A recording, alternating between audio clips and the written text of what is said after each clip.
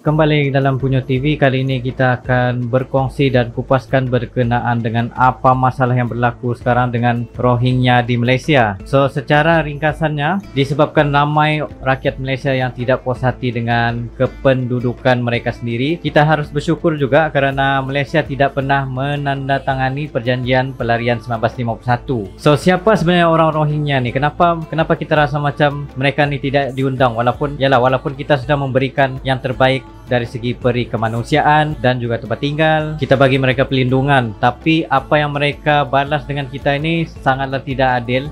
Mungkin hanya segelintir yang berbuat demikian, kerana bila kita fikirkan aspek pendidikan bagi orang yang berada pada usia matang seperti 20 tahun ke atas, mereka sudah mempunyai pemikiran sendiri dan itu sangat sukar untuk dikawal oleh orang kita. Melainkan kalau mereka dari kecil lagi sudah diajar erti budaya, etika, disiplin secara terbuka. Tapi disebabkan dorang ni sudah biasa hidup dalam kedesakan ekonomi semasa di negara mereka sendiri, membuatkan dorang insecure dan itu membuatkan diri mereka menjadi pemberontak ataupun selfish. Segelintir dari mereka, bukanlah semua. Tapi contohlah tetamu yang tidak diundang datang ke rumah kita, lalu kita memberikan mereka air, berikan mereka selimut, bagi mandi, okey selesai. Tapi lama kelamaan 2-3 jam gitu mereka minta pula benda lain, minta handphone, minta air oren. Jadi macam kita ni pun macam perlu lah kita bagi. Tapi bila kita dia bagi benda tu, dorang mula memberontak. Saya nak juga benda tu, saya nak juga benda tu. Itu menjadi masalah di Rohingya Malaysia ni. Orang Rohingya adalah kumpulan etnik dari Myanmar yang pernah disebut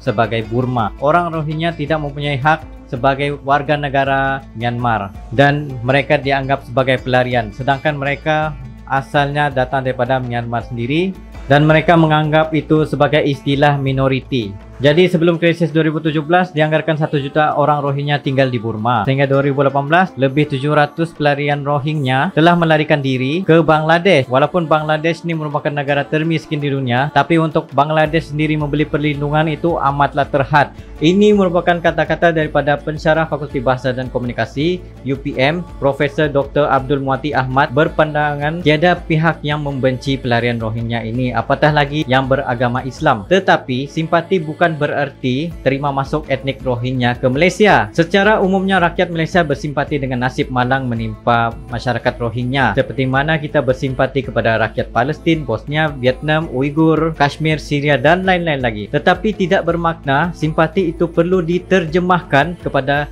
kesediaan menerima mereka masuk ke negara kita. Simpati kepada etnik berkenaan ibarat bersimpati melihat melarangnya hidup para gelandangan di Kuala Lumpur. Contohnya, kita sanggup memberi derma dan sedekah untuk membantu gelandangan ini, tetapi tidak bersedia mempelawa mereka datang tinggal di rumah kita. Ini salah satu contoh yang terbaik kita boleh nampak. Kenapa? Kerana rumah kita adalah untuk kaum keluarga kita. Sama jugalah halnya dengan pelarian Rohingya. Doktor ni berkata atas dasar peri kemanusiaan dan persaudaraan Islam, rakyat Malaysia sedia membantu mereka, malah telah pun berbuat demikian sehingga sekarang. Kita sokong mereka dalam persidangan dan forum diplomatik antarabangsa. Kita hantar bantuan material ke tempat mereka di sempadan Myanmar dan Bangladesh.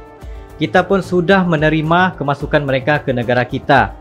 Di Selayang saja lebih daripada 3,000 pelarian dan di kawasan DBKL, menurut DBKL lebih 14,000 sudah menyusup masuk dan tinggal di sana. Bayangkan berapa ramai sudah ada di ibu kota. Seperti aku sendiri sembahyang Jumaat di berdekatan dengan Bank Islam, mostly yang sembahyang tu semua warga asing. Itu yang aku boleh katakan, semua warga asing. Hampirlah 80% aku boleh katakan. Kalau sembahyang di Bandar KL, 80% tu ialah warga asing. Tapi kalau niat dorang mulia untuk sembahyang, tidak ada masalah. Melainkan kalau dorang memberontak, itu jadi masalah. Okey, itu belum lagi kawasan-kawasan lain di negara ini. Entah berapa puluh ribu sudah masuk ke negara kita, katanya. Beliau turut mempersoalkan apakah peranan Malaysia dalam isu Rohingya ini. Adakah selama ini tidak mencukupi? Apa lagi yang mereka mahu kan? Adakah kita ni tidak cukup memberi peri kemanusiaan dan tidak cukup Islam untuk memberi bantuan? Itu dari pandangan doktor dan juga aku sendiri. Aku jadi doktor pula. Okey, saya kira apa yang kita berikan sudah memadai. Jangan mengharapkan lebih lagi. Kita sendiri pun menghadapi dugaan berat akibat COVID-19 ini. Rakyat kita sendiri sedang menghadapi kepayahan. Tambahnya negara akan berdepan dengan keadaan ekonomi yang tidak menentu. Ramai terima pemotongan gaji secara besar-besaran sekarang ni, membuatkan rakyat lagi insecure. Apatah lagi ingin membantu orang lain. Kenapa tidak membantu dulu rakyat kita sedia ada, seperti apa yang Ustaz Abid Liu buat? Itu kan lebih baik daripada kita menolong orang luar di sana yang sepatutnya dijaga oleh negara mereka sendiri. Berilah ruang ini untuk kami memulihkan keadaan hidup kami dulu. Utamakan rakyat sendiri. Malaysia adalah untuk Malaysia. Dengar tu, Malaysia untuk Malaysia. Kita sudah memperjuangkan Malaysia ini sudah sekian lama sehingga sekarang ni 1957, dan sampai sekarang ni kenapa kita perlu menyerahkan pula dengan orang lain? Katanya lagi mereka yang menjadi tekong, orang tengah atau barua dalam membawa masuk pelarian dan pendatang haram ini hendaklah dianggap sebagai pengkhianat dan dihukum setimpal, termasuk dilucutkan kerakyatan Malaysia. Malaysia tidak memerlukan pengkhianat. Mungkin saja kes-kes yang berlaku yang membawa pelarian-pelarian ini ialah pengkhianat. Itu kita tidak tahu. Itu di luar kuasa kita. Tapi apa yang kita mampu sekarang ni untuk menyuarakan pendapat kita saja, menyuarakan apa yang rakyat rasa, apa yang netizen rasa, itu adalah luahan yang terbaik daripada kita. Menolak kehadiran baru Rohingya itu benar. Negara tidak boleh menanggung risiko keselamatan dan kesihatan yang mewujudkan hasil lambakan pelarian. Memang susah untuk kita tanggung sendiri. Mana jaminannya? Tetapi keterlaluan membenci Rohingya macam orang bodoh tak pernah puasa itu lebih besar salahnya. Bukanlah kita 100% mindset bencikan Rohingya. Rohingya ni bodoh, Rohingya ni salah. Itu kita yang bodoh sebenarnya mempercayai kata-kata tersebut. Sebab itu artinya menunjukkan kita ni kurang ilmu. Sebab tu kita perlu kaji selidik dulu siapakah Rohingya ni, kenapa, apa yang berlaku sebenarnya. Jangan terus menuding jari. Bukan aku kata Rohingya betul, bukan aku kata Rohingya salah. Kemungkinan besar mereka diperkotak-katikkan dan juga dikambing hitam. Rohingya mewakili 1/3 daripada jumlah pelarian Myanmar yang mendaftar dengan UNHCR di Malaysia. Baki 94,000 lagi pelarian Myanmar sebenarnya daripada kaum-kaum lain termasuk Myanmar Buddha. So bukan sahaja penduduk Rohingya sendiri yang berada di Malaysia ni, tetapi Myanmar Buddha tu sendiri ataupun Myanmar Muslim. Ya, Myanmar tidak bunuh Rohingya saja, kaum Karen Buddha pun kena. Tetapi apa yang aneh sekarang ni, kita seolah-olah hilang adab, hilang tata susila, hilang kehormatan sebagai orang yang ada akidah. Bukanlah kita boleh menuding jari terus menerus tanpa usul periksa, tanpa membuat kajian. Sampai kita tidak boleh lagi tapis antara berita benar dan salah. Sebab terlalu banyak media yang mengatakan sekian. Bila kita tengok tajuk dia saja, kita akan marah orang ni. Dia ni salah, Rohingya salah. Bila kita tengok ini pula, oh, Rohingya juga betul. Bila kita tengok ini pula, Tengku ni yang salah, orang bagi ni pula salah. Itu memang sangat susah untuk kita berfikiran positif ataupun negatif. Isu Rohingya ialah isu kemanusiaan mereka dan isu keselamatan negara. Kita mungkin boleh tambah baik dengan menyediakan pulau transit bagi rawatan. Itu macam susah lah untuk sekarang ni. Tapi susah untuk aku bercakap benda tu lah juga. Itu berdasarkan apa yang kerajaan boleh provide. Tapi dari segi akhlak kita sebagai orang Islam, tanpa merisikokan kesejahteraan negara, apakah solusi terbaik? Walaupun kita sedang mengamuk pada nyamuk yang menggigit dan kita lupa belakang ada harimau. 3 solusi, salah satu solusi yang kita boleh fikirkan bersama-sama, dihantar pulang semula ke negara asal mereka.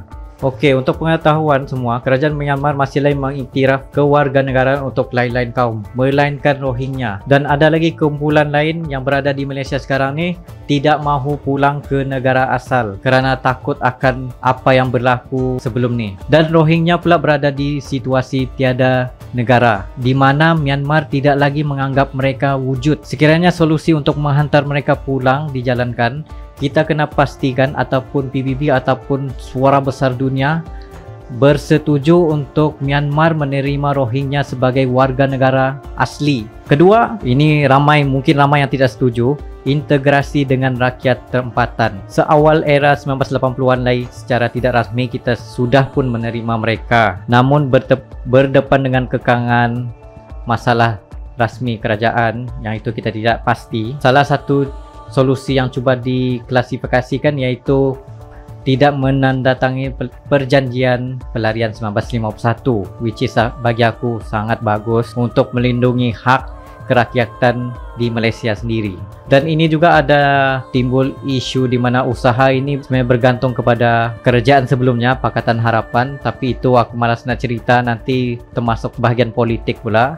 Okey, itu lupakan, pandai-pandailah sendiri. Dan sebenarnya tanpa persetujuan convention tersebut, tidak ada hubungan rasmi sebenarnya wujud di antara badan pengelola pelarian UNHCR dengan kerajaan kita. Disebabkan itu, pelarian Rohingya tidak dibenarkan menyertai mana-mana pekerjaan secara rasmi, terpaksa bekerja secara haram dengan restoran ataupun kilang. Kanak-kanak Rohingya juga tidak dapat diberikan pendidikan dengan baik. Yang ketiga solusinya, penempatan semula di negara lain. Kita cek balik negara-negara tersebut, kita cari negara yang paling sesuai untuk mereka duduki.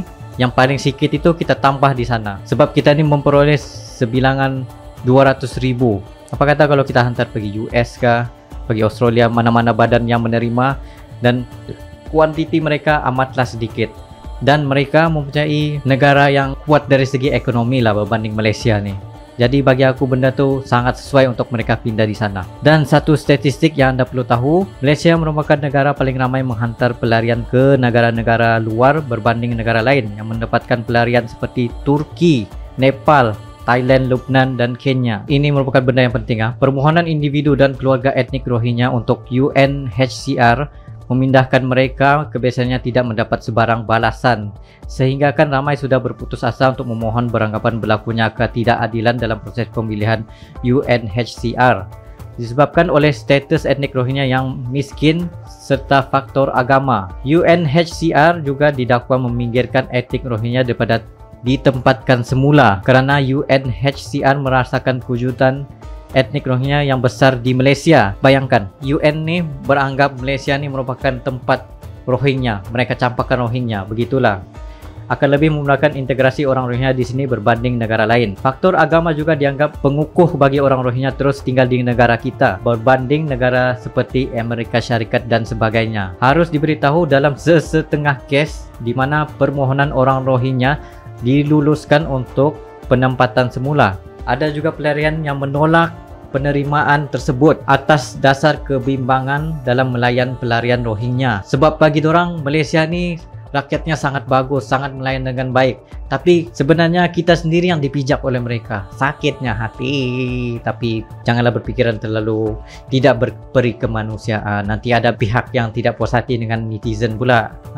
Hati-hati. Apa yang aku boleh katakan di sini, memanglah atas dasar Islam sesama Islam saling bantu-membantu. Tetapi ini bukan lagi isu agama yang dikaitkan, tetapi ini adalah isu hak negara masing-masing. Kenapa negara tersebut tidak mahu bertanggungjawab terhadap rakyatnya sendiri? Itu yang menjadi tanda tanya. Dan sebagai individu Rohingya pula, kenapa mereka sudah diberikan simpati tersebut, diberikan bekalan bermacam-macam, mereka langgar pula perintah, lagi-lagi di waktu PKP ni. Itu menjadikan salah satu kesalahan yang besar. Sedangkan orang Malaysia sendiri mau hantar makanan kepada boyfriendnya di luar sana pun sudah ditangkap, apatah lagi menceroboh waktu PKPD ni.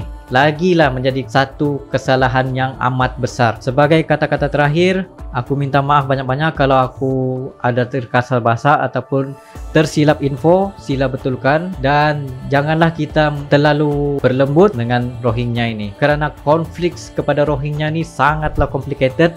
Untuk aku ceritakan benda tu memang aku sendiri pun pening. Jadi fikir-fikirkanlah di bulan puasa ni apa yang terbaik untuk kita, apa yang terbaik untuk kerajaan.